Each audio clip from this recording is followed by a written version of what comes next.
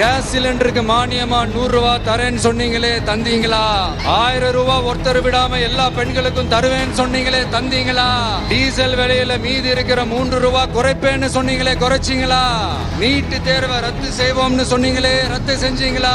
கல்வி கடனை ரத்து செய்வோம்னு சொன்னீங்களே, ரத்து செஞ்சீங்களா?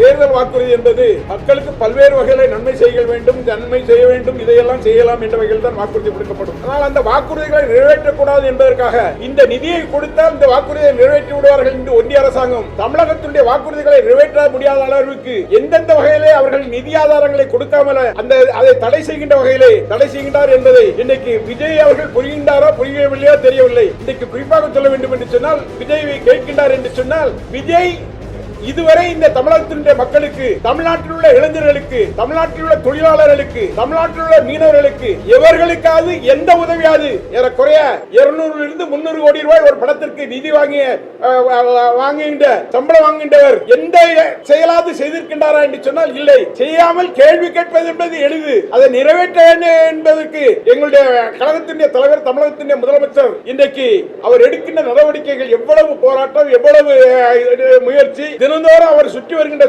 மக்களை சந்தித்து மக்களுக்கு செய்கின்ற நன்மைகள், இதையெல்லாம் இன்றைக்கு நினைத்து பார்க்க வேண்டும். அதுவும் இல்லாமல் சனிக்கிழமை தோறும் மக்களை பார்க்க, இதுதான் சனி நாயகன்.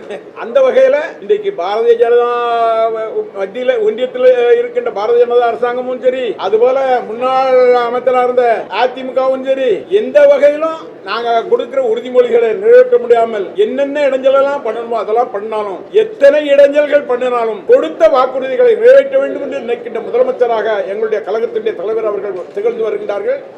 அந்த கொடுத்த வாக்குறுதிகளை நாங்கள் நிறைவேற்றுவோம் என்ற நம்பிக்கை மக்களுக்கு இருக்கின்றது. நாங்கள் மக்களை நம்பிதான் நாங்கள் இருக்கின்றோம், எங்கள் இயக்கம் இருக்கின்றது, யாரையும் நம்பி இல்லை, மக்களை நம்பி இருக்கின்றது. அந்த வகையிலே கொடுத்த வாக்குறுதிகளை எங்களுடைய கழகத்தினுடைய தலைவர், எங்களுடைய தமிழகத்தின் முதலமைச்சர் அவர்கள் அத்தனையும் நிறைவேற்றி தருவார்கள். சட்டமன்ற தேர்தல் திமுகவும் தமிழக வெற்றிகளுக்கு தான் போட்டி.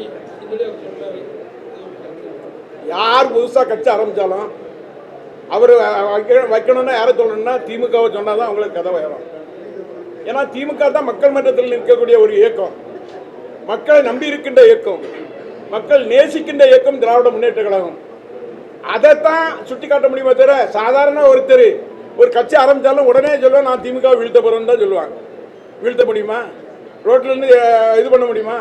திராவிட முன்னேற்ற கழகம் என்பது பாரம்பரியமானது. அண்ணாவுடைய காலத்திலிருந்து, தலைவர் கலைஞருடைய காலத்திலிருந்து, நம்முடைய முதலமைச்சர் தளபதி அவர்களுடைய காலத்திலிருந்து அத்தனையும் பிற்படுத்தப்பட்டவர், தாழ்த்தப்பட்டவர், சிறுபான்மை மக்கள் ஒவ்வொருவருடைய உயர்வுக்காக இருக்கின்ற இயக்கம் திராவிட முன்னேற்ற கழகம்.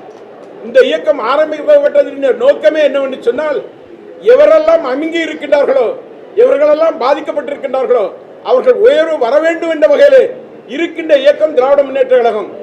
அந்த வகையிலே திராவிட முன்னேற்ற கழகத்தை எந்த கொம்பனாலும் தொட்டு பார்க்க முடியாது, அசைத்து பார்க்க முடியாது.